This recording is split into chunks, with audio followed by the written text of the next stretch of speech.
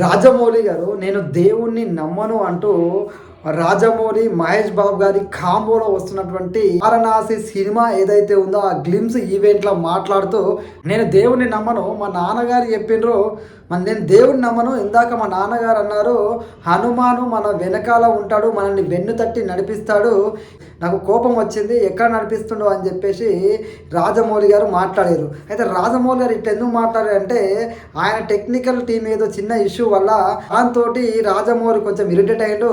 నేను దేవుణ్ణి నమ్మను అని చెప్పేసి చెప్పడంతో హనుమాన్ అని పేరు తీసి మరి ఆయన టెక్నికల్ టీం మిస్టేక్ చేస్తే దాన్ని దేవుణ్ణి నిందిస్తూ ఆయన మాట్లాడడం ఏదైతే ఉందో చాలా మంది రాజమౌళి మీదనైతే అసహనాన్ని కోపాన్ని వ్యక్తం చేస్తున్నారు.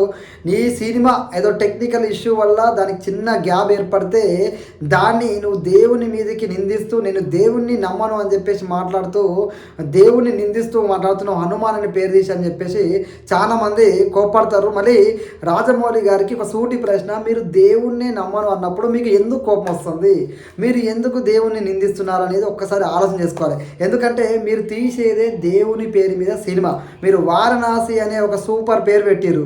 అదేవిధంగా ఇప్పటిదాకా మీకు విజయాలు తప్ప అపజయం లేదు.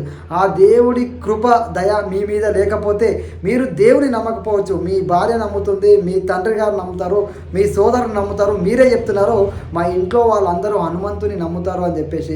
ఇంట్లో వాళ్ళ పూజల బలము అదేవిధంగా వాళ్ళ దేవుని మీద ఉంచిన నమ్మకము మిమ్మల్ని ఇంత స్ట్రాంగ్గా నిలబెట్టినాయని మేమైతే అనుకుంటాం. ఎందుకంటే మీరు హనుమాన్ అని పేరు తీసి నిజంగా మీకు దేవుని మీద నమ్మకం లేకపోతే మీరు సైలెంట్గా ఉండాలి. దేవుణ్ణి ఎందుకు నిందిస్తున్నారు, మీ టెక్నికల్ టీంని కదా నిందించాల్సింది, ఎలా మిస్టేక్ జరుగుతుందా అని చెప్పేసి.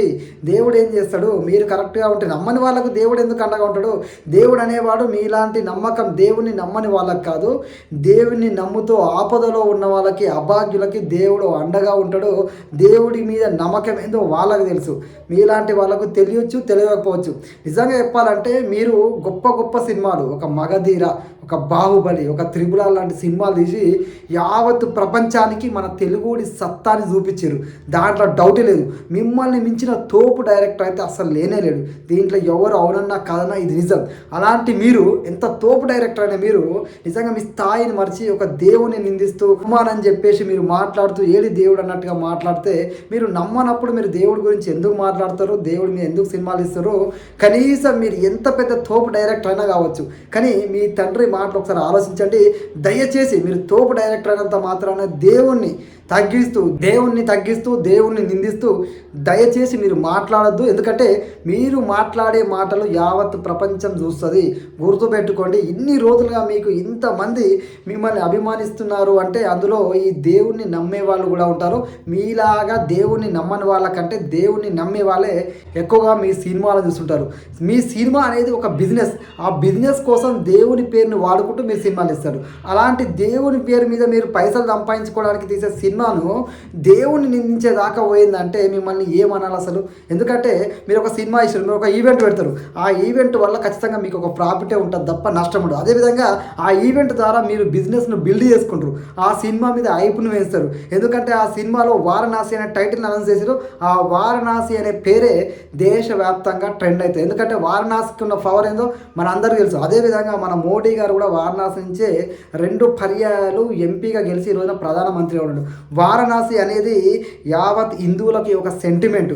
మీరు మన దేవుణ్ణి సినిమా పరంగా ఉపయోగించుకుంటూ ఈ రోజున దేవుణ్ణి నిందించడం అనేది అయితే కరెక్ట్ కాదు. ఒక్కసారి పునరాలోచన చేసుకోవాలి. ఎందుకంటే మీరంటే గౌరవం ఉంది కాబట్టి, మీరు ఒక తోపు డైరెక్టర్ కాబట్టి మీ తోపు డైరెక్టరే మీరు దేవుణ్ణి నిందించే విధంగా ఏమన్నా అంటే నేను నాకు ఆ బాధలో చెప్పినా కోపంలో చెప్పినా అంటే కుదరదు. ఎందుకంటే మీకు బాధ ఉండనియండి, కోపం ఉండనియండి, మీరు ఒక మాట మాట్లాడారు, నేను దేవుణ్ణి నమ్మను అని మాట్లాడారు.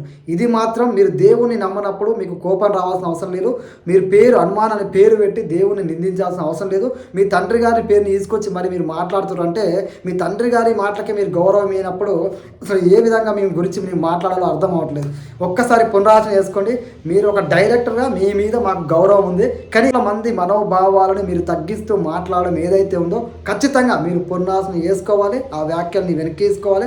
ఎందుకంటే మీరు దేశ స్థాయి దాటి ఇప్పుడు ప్రపంచ స్థాయికి వారణాసి అనే గొప్ప సినిమాని ఇస్తారు. అటు సూపర్ స్టార్ మహేష్ బాబు గారితో ఇస్తారు. సో మహేష్ బాబు లాంటి సూపర్ స్టార్తో సినిమా తీస్తూ ఈ రోజున ఇలాంటి కాంట్రవర్సీలకు మీరు తావియొద్దు. మీ సినిమా మీరు ఈవెంట్ చేసినా, మీ సినిమాకి ఏదైనా ప్రమోషన్ చేసినా, మీ సినిమా గురించి మీరు ఏం చేసినా అది మీకు ప్రాఫిట్ వస్తుంది తప్ప మీకు అది ప్రాఫిట్ వస్తుంది. కానీ సినిమా చూసే వాళ్ళము, ప్రేక్షకులము, మేము భక్తులము ఉంటాము, దేవుని నమ్మే వాళ్ళము ఉంటాము. మేము మా మనోభావాలు కూడా మీరు గుర్తు పెట్టుకోవాలి. దయచేసి మీరు ఎవరి మనోభావాల్ని తగ్గించకండి. సూపర్ స్టార్ మహేష్ బాబు గారి డ్రీమ్ ప్రాజెక్ట్ అని చెప్తాడు. అంటే డ్రీమ్ ప్రాజెక్ట్ ఇస్తున్న మహేష్ బాబు గారి యొక్క ఆశలు, అదేవిధంగా మహేష్ బాబు గారిని అనుసరించే లక్షల మంది అభిమానులు ఉంటారు. వాళ్ళందరూ ఎంతో ఎక్స్పెక్ట్ చేస్తున్నారు. ఇలాంటి సందర్భంలో మీరు ఇలాంటి వ్యాఖ్యలు చేసి అందరినీ నిరాశపరచొద్దు. ఎందుకంటే వాళ్ళలో కూడా దేవుని నమ్మే వాళ్ళే చాలా మంది ఉంటారు. అది గుర్తుపెట్టుకోండి. మీరంటే గౌరవం ఉంది. మహేష్ బాబు గారికి వారణాసి అనే టైటిల్ వరల్డ్ వైజ్గా సెన్సేషన్ కావాలి. వరల్డ్ వైజ్గా తెలుగు సినిమా సత్తా మరొక్కసారి తెలవాలి. ఇది మన సినిమా అని గర్వంగా చెప్పుకునేలాగా మహేష్ బాబు గారి అభిమానులతో పాటు యావత్ సినీ ప్రేక్షకుడు ఈ సినిమా మన వారణాసి అని చెప్పుకునేలాగా ఉండాలని కోరుకున్నా. దయచేసి ఇలాంటి మాటలు మాత్రం, కేవలం మాటల గురించే మాట్లాడతాం, ఇలాంటి మాటలు మాత్రం మీరు ఫ్యూచర్లో మాట్లాడద్దు. ఈ వ్యాఖ్యలను కూడా వెనక్కి తీసుకుంటారనేది ఆశిస్తున్నా. జై హింద్.